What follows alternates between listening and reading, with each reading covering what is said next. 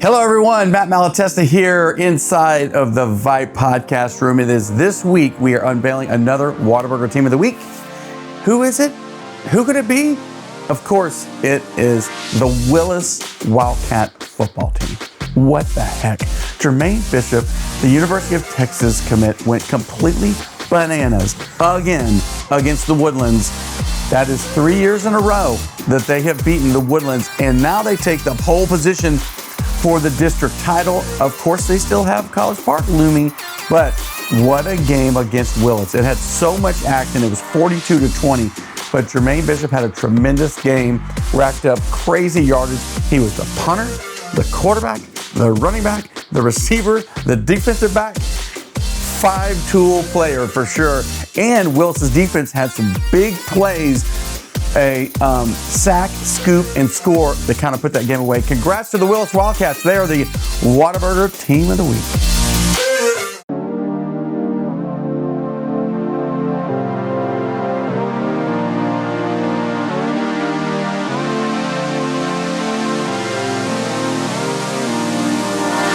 What's going on, everybody? Matt Malatesta, Jackson DiPasquale, Alex Hinson. We're talking football on my whistle podcast. Let's go.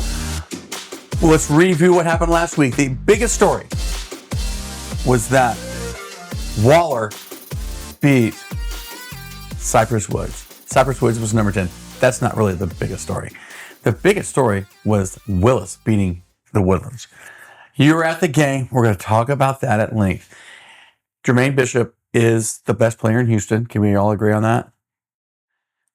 Yeah, I'd say yeah. Yeah. I mean, that dude went bananas against a very seasoned defense. And he looked like he was some sort of alien. He could not be stopped. He was in open space a lot. Well done by Trent Miller, the coach over there, putting them in open space. I think I predicted the Woodlands to win by 21 points. That won't happen again. Holy mother of God. I was like, what? I had faith, man. I had faith. But kudos to Willis. They're our team of the week. What do you think of the game? Yeah, I thought, in the first half, in the first quarter, I thought Woodlands was going to kind of run away with it. They were up 14-0. They were really able to contain Jermaine. And then as the game kind of went on, Trent Miller did a really good job at saying, like, hey, I'm going to put him in the backfield. I'm going to do different things with him, whether it's running the ball, whether it's throwing him a little swing pass, pitching the ball out to him on the outside. And that's what kind of got him loose. And they ended up tying the game, I believe, 21-21 at half. And after that, it just turned into Jermaine doing what he does best, and that's making plays in the open field. And then defensively, they had two big sack fumbles. One of them happened, I believe, in the first half, which helped them get the ball towards the end of the second quarter to score to tie it at half. And then the third one, it was 35-30, and there's a big sack fumble. Waylon Nolan, who was at the Woodlands and McCullough when he was younger, they transferred over to Willis, I believe, 2 years ago. He ends up getting the scoop and takes it all the way, I believe it was like 70, 80 yards to the house for the touchdown. That gave them a 12-point lead. That kind of sealed the deal for them. So I think the biggest thing was just Jermaine, how Trent Miller used Jermaine in different ways to get him the ball. And then their defense coming up with two big turnovers that's 14 points on the board. You take away those 14 points, the Woodlands probably walks away with a win there. But hats off to Trent Miller and that Willis team. They knew everybody was predicting them to lose. They know that everybody is thinking that everyone's down on Willis and no one is believing the hype anymore. But they kind of went out there to prove, like, hey, we can still play some football over here, and you still got to stop number 7 whenever you play us. Did he change jerseys? Did the Woodlands forget that he was number 7? Does that ever happen? It seemed like the Woodlands forgot what number Jermaine Bishop was. I don't know that you can change numbers during the half, but in the second half, dude went completely ballistic. I do not feel like you can let him do that. 4th and 25, and he lines up as the punter. And he gets the first down. How does that happen? Oh, it's crazy. It is crazy. The other thing about Willis, I noticed just kind of random things. Willis, invest in your stadium and your lights. That's the darkest, most terribly lit stadium in the city of Houston. It's like they're playing. You need like a night. They use like night lights to basically light that stadium. It's so hard to see. Yeah, it was pretty dark out there. I will say they did put new turf down out in the field, new turf kind of even around the stadium and below the bleachers too, which is kind of nice. But I think they do have I think they have a bond coming up, or a bond that's in the works right now. Is a big stadium kind of renovation that I think would actually really help. But yeah, the stadium was a little dark. You get kind of used to it, but it gets dark pretty quick there. But yeah, I think it's just Jermaine Bishop just really was the X factor in that game. Did you cut the film? You cut the film. What did you think? I think it was dark. Nah, the film was dark. Yeah, but I mean, every other second it was Jermaine doing something, and that tight end, whoever this tight end is, this is a big boy. He was bouncing off people like, what's the little ping pong machine? Little arcade. I mean, this guy was just bouncing off of Woodland's defenders, going into the touchdown. I don't know. I saw one touchdown he get. Did he get more than one? Yeah, no, he only had one. That's Javion Scoop Martin. He's committed to Arkansas. Big time playmaker. He also played defensive line and also was active in the backfield, just getting sacks, putting pressure on quarterback Jack Dalton. He was another big piece of that team, just what he was able to do on the defense, and also offensively. He had the big touchdown catch from Jermaine on the little kind of trick play where they kind of handed off Jermaine. Jermaine just hit him with a pop pass. So, again, it's just the creativity by Trent Miller to get his playmakers the ball in space and let them go to work. I think that's the biggest takeaway from this. Yeah, agreed. And man, did they watch the film against Klein Collins. Klein Collins really took them down. And it's physical defense, and they play keep away kind of. That's what kind of Klein Collins does, running the ball, controlling the clock. But man, what a great game. That game I did mention was kind of interesting. Waller beating Cy Woods. Cy Woods was undefeated going into that game in our 10th ranked team, and they go to Waller and lose by 1. Man, that was kind of a surprise as it relates to the 6A rankings. You were at Shadow versus Manville, which was a close game, 27-20. Thoughts coming out of that game? So the reason why we picked that game is because it's a big rivalry down there. Manville versus Shadow. I learned about it real quick with that student section. They were going at it. Like, nice. They had all the chants, which it's kind of cool to see these kids come out and get into it. Get into it. Yeah, they were having fun. You know, they had their shark signs, and then Manville had their signs or whatever. But it was packed all the way up to the stands there at Freedom Field. It was a beautiful night. The reason why I was there was for Chris Stewart. I was like, I need to see this guy in action, and he did not disappoint. He had I think a kickoff return for a touchdown, and he had probably, I'd say 2 to 3 just amazing catches, just lobbing it up to him, and he just jumped over the defender, went and got it. Now, the defender, Greedy James, had an interception. They were battling the whole time, so that was a matchup that I was really watching between Greedy and Chris Stewart. So that game lived up to his billing, went all the way down to the final play. Manville was down 7. They were marching down the field. They got all the way to the red zone. I want to say they got to the 5-yard line. It was 4th down. They had to do something, tried to force it in, threw an interception that sealed the game. But the game was all the way down to the last play, which is all we can ask. That's all we want, is a good game that's very competitive. And Manville and Shadow, super competitive. But yeah, it was worth my trip going down there. Funny enough, the guy that actually got the interception was actually Chris Stewart's brother, Carter. He's committed to go play at Utah. That was a big play by him. I believe Brandon Sherrard, the other defensive back for Shadow Creek, made some big plays on that drive too. For Manville, though, I was honestly shocked at how kind of close the game was. I went there, I believe, 2 or 3 years ago, and Shadow Creek kind of blew them out that year. But that Manville defense is really good, and I really like Cam Renfro, the quarterback there. I believe their running back also had 2 touchdowns for Manville. Greedy's interception was a big play. I think that's one of the better games you're going to see in Texas high school football this year, just with a rivalry game. Sometimes they get blown out one way or the other. I'm happy to see Tyrone Green from Shadow Creek get that win. Kurt Martin, great coach at Manville, been there a long time, built that program, made Alvin ISD relevant for that matter. And they went to a state championship game. Here's the thing. Manville is a tiny school, and they're going down to 5A. They're going to be a problem when they go down to 5A. But who do they get? They'll likely get Iowa Colony. Imagine that district. Iowa Colony, Randall, now Manville, and Marshall. And that's if Iowa Colony doesn't move up to 6A, because they potentially could have the numbers to move up to 6. That's a big school, and it's a pretty school too. They did a great job putting that together. Those are some great games. Nothing huge in 5A. You were at the Randall versus Fort Bend Marshall game. That was 35-0. Just can't, Yeah. Is the Marshall dynasty over? I would say, well, they didn't have their quarterback. Their starting quarterback wasn't playing. They had 3K Monster. I forgot. Carmouche, or I forget how you pronounce your name. But that he was starting. It was super young. They were keyed in on him. They didn't really get much, but you're going up against that Randall defense. You're going up against Pac-Man. Like they were psyched as usual.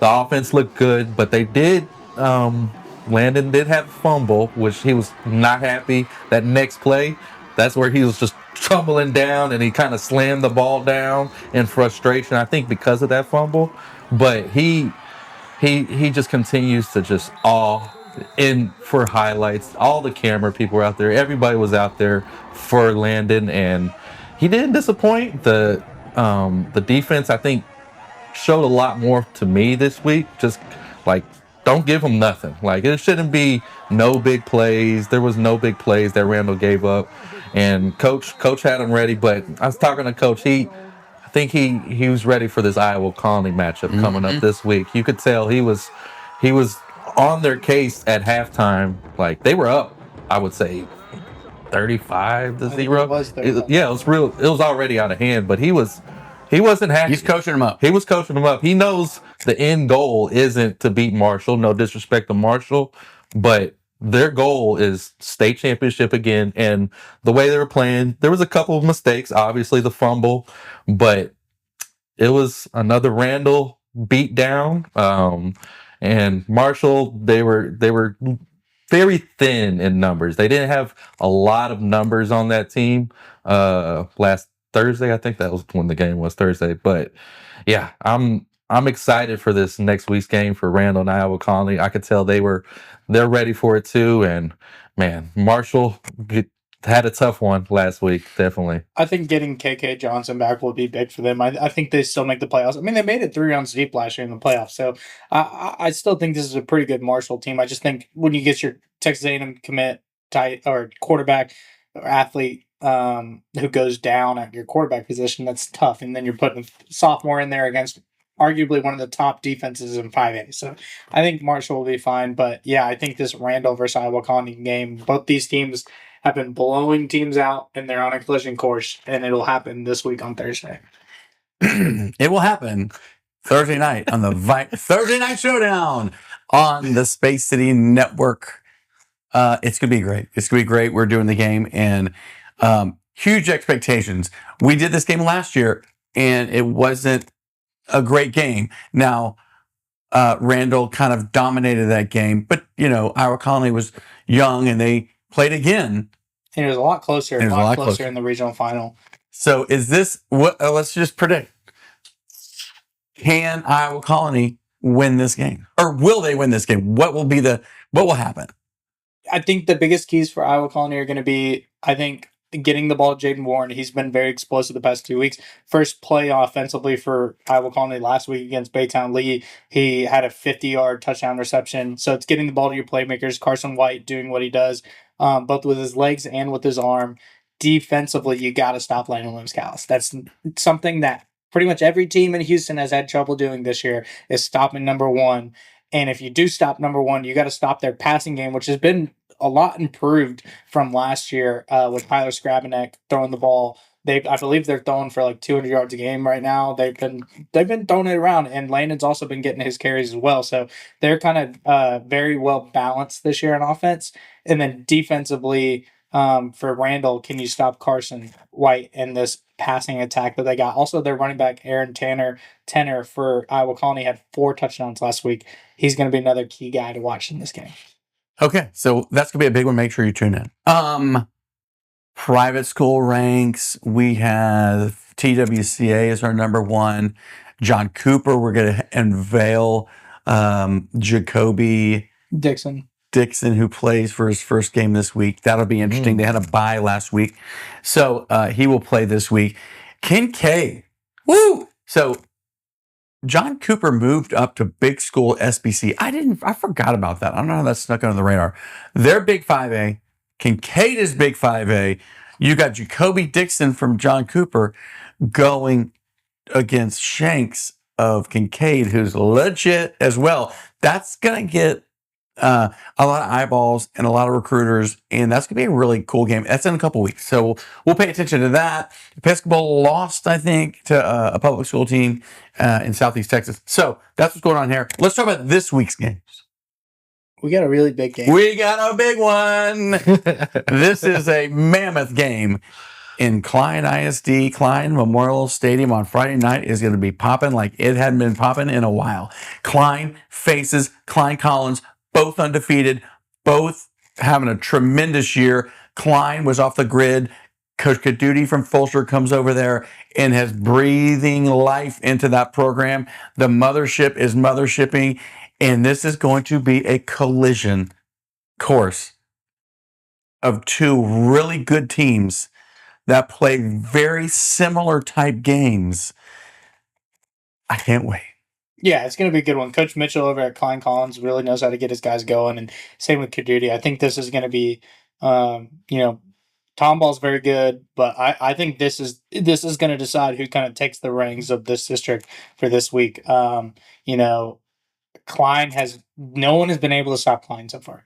They've scored 70 points, 60 points, 70 points, 44 points in the first half, and then they didn't really run it up on Klein Forest last week. They have dominated teams. How does Klein Collins kind of stop that rushing attack? That'll be kind of my question mark this week. But also on the other side, you got to stop Klein Collins on what they're doing. They beat Willis 42-14 or 17 earlier this year. So I think these are 2 heavyweights, similar to Randall and Iowa Colony playing this week. This is going to tell us a lot about these teams and what we could predict them to do going into the playoffs as well. It's going to be so good. It's made for this. It's made for this. Here's my take. Klein Collins can play some defense, and they're so well coached on defense, and they're keep the ball out of your hands by moving the chains on offense. They have a great offensive line, and I think, Klein ain't scoring 50 points on them. It's just not going to happen. No, it's not happening. Book it, Dano. It's not happening. So, I feel like Collins, I'm going to make him the favorite in this game. Klein Collins is the favorite to beat Klein this weekend. You heard it here first. Not so fast. I'm going Klein. I really like what Caduti's doing. And Edward Kelly Jr., no one has stopped that kid. The SMU commit has been electric so far in the backfield. Klein by 2 touchdowns. Woo! What do you think, Alex? I'm going to go Klein by... because he's going to make a statement. He's probably going to go by 21. Like, he's going to try to send a statement that this is his district. This is Klein's district. They're the mothership. You got to send a message if you're going to win. He's going to try to put it on them and get a bunch more scores. Now, the quarterback for Klein Collins, I like him. I like him. It's just, I just think there's just too many weapons that Klein has to stop. They have no weapons. Yes, they have nothing but Listen weapons. here. They are the Empire. Haven't even thrown a touchdown. They are the Death Star. Yes. They are the Death Star. once in a while. Come on, Kadooty. Why? Whenever you just run it, they're running it. It's hard to stop. You just run it against Klein Collins. They are the Death Star. They are the Empire Strikes Back. They are ready to show you we are the big bad bullies of Klein. I need to put a voice like the Darth Vader voice over that part. Cannot be one-dimensional. They're one-dimensional. They're one-dimensional. Against a good team? I mean, you could do that against other teams. Yeah. Not against Klein Collins. All right. Come on, Mitchell. Let's see what you got. I think it's going to be a good one. Do you put it on the plate for them? I mean, I feel Klein Collins, man. Klein Collins is solid. They're solid. They're not going to wow you, but they're very solid. So this is going to be a great game. Yeah, we've had good coverage out there. Yeah. We got Sophie out there getting with great coverage. She's kind of been there for every game. She's going to be there for the next game. We're going to be there. Like it's a big ticket. It's a big ticket. Make sure to get your tickets. Go to that game. It's going to be packed. So better get there early. All right. What are the games we're targeting? CE King taking on Atascocita this week. CE King will be at home. This is an interesting matchup. I think CE King is 3-1. Atascocita is 3-1. CE King is one of the teams that at the beginning of the year we had them on the bubble as kind of a bubble team to watch. They could make the playoffs. I think that they've shown that they can be a playoff team this year. Now is a great opportunity to take on an Atascocita team that has been dominant so far as playing Houston teams. They did take the tough loss to the Westlake, but this is a game that I'm going to be circling and keeping an eye on Friday. I hope. I mean, do we got any word if Carde Mac's healthy? I think that's probably 100%. a big question there. If Carde's healthy, Atascocita wins. Okay. If not, now, like y'all said last week when y'all were at the Westside game, that Atascocita team still hung in there without Carde. Yeah. So I think either way, Atascocita will be in this game. But with Carde, it's just a bigger difference as far as what he brings to the offense. So I think that's going to be the question mark for that game. And they had a bye last week too. So he's really had... He's going to have almost a little more than 2 weeks that have not really been playing. So I mean, if he's healthy, they're gonna be all right. Absolutely. Another game, maybe keep an eye on Ridge Point versus Travis. Travis is playing some really good football right now. Yes. Ridge Point is our number one team in the city of Houston. This is kind of another little district test for them. I think Ridge Point still wins this game, but I think it's closer than people expect. Yep. Like Jackson said, it's not going to be just a rollover. They're going to come and they're going to compete. They're going to make it a hard game. You're just not going to walk away here without Travis putting something on you. You know what I mean? The other game that I'm going to be kind of watching is going to be Pearland versus Manville. Manville just took a tough loss at Shadow Creek. Pearland has rolled people in the last couple of weeks. Can Manville be physical enough to stop that run game of Pearland and stop? They're very dynamic too. The play action passes. They're very much like old school Katy, where they're going to dominate the run game and they're going to play action pass over the top of it. So I think this is going to be a good test for Manville and a good game for Pearland to kind of see where you're at going into the rest of district play, because Pearland's going to have some other big games against Dawson and Shadow Creek coming up as well. Did you know that the Pearland head coach has won a state championship? I did know that. I don't know that everybody knows that Ricky Tellis has won it, and he won it at BJ Godey. He won it at Pato. Pato. Okay. What? Pato and Katy went to the state championship. That was kind of wild. No one talks about that. But prior to BJ was who did I just say? Oh, yeah. All right. So prior to BJ Gott was Ricky Tullis. Ricky Tullis won a state championship at George Ranch. George Ranch, they won a state championship? Yes, they did. And he then goes over to Pearland. He's not there anymore. But what's cool about Gott is he's from Katy ISD. And he's from Katy. So he knows how to kind of put that together. But what I do like with the difference this year for Pearland is they got kind of a slippery quarterback. He can do some things. He can throw it. He can run it. He's pretty, he's got a little swag to him. I like what he does. But what makes him tough is they're balanced, but whenever there's a problem, they need a 3rd and 2. That's where they excel at. They excel at punishing, running the ball, moving that offensive line, being physical. They win this game because Manville, again, is a very small school in numbers. They got great athletes, but they just don't have enough numbers. Yeah. So I think Pearland wins this game against Manville, but it's a good game. Yeah. It's a good game. Yeah. Yeah, I think it's a good game. Jake Westmoreland is the quarterback there at Pearland. I agree. I do like him a lot. He's a solid. He reminds me a lot of just a guy who had been playing at quarterback a lot back in the day, Gavin Rutherford, who was at Cinco Ranch a few years ago, where he shows flashes of some really good stuff, but he's really he manages the game well. He takes care of the football. He does what he's supposed to do, and he leads his team to victory. And so I really like Jake over there at Pearland. He does. I think whenever we were covering them, he caught a he caught a touchdown, ran for a touchdown. Come on, this guy does it all. I like him too. Yeah, they took down Fulshire in the VYPE Thursday night game of the week, and that was the first game of the season. So, I'm don't sleep on Pearland long term. I think they're going to be there at the end. So that's kind of exciting. All right, we got one more game. I got a dark horse game. Jackson's dark horse game of the week. Dayton versus Montgomery happening in Dayton. That is not a sleeper game. That's a big game. That's a big game. Holy crap. Dayton, we forgot about that. Dayton, Coach Prieto goes to Crosby, goes up to, in the Dallas area, comes back down. His son's a quarterback. Dayton is very purple. The Broncos, purple. And Montgomery, purple. It's going to be the purple out. It's going to be awesome. Oh, you're going to love that for Montgomery has a really... I was not sold on Montgomery last year, but man, they proved me wrong. They did a tremendous job.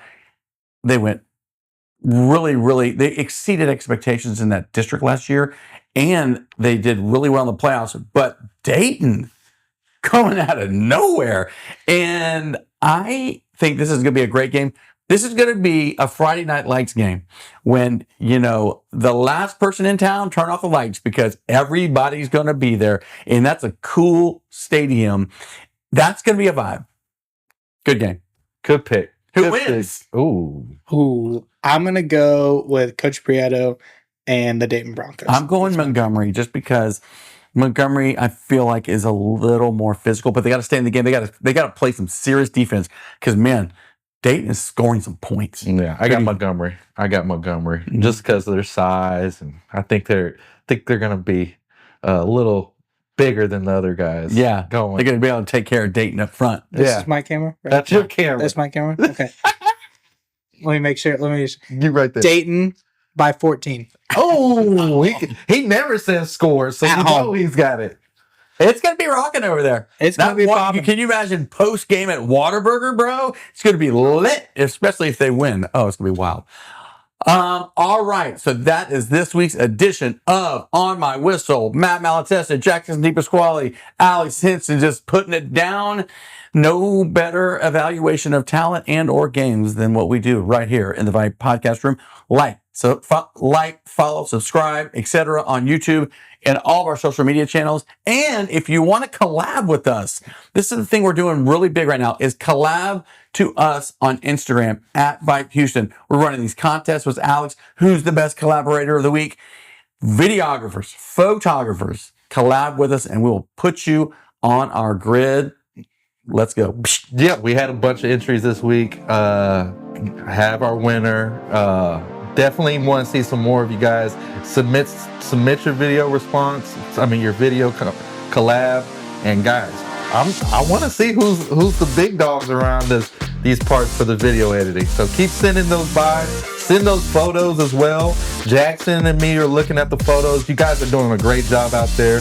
Houston, we got top-notch videographers and photographers.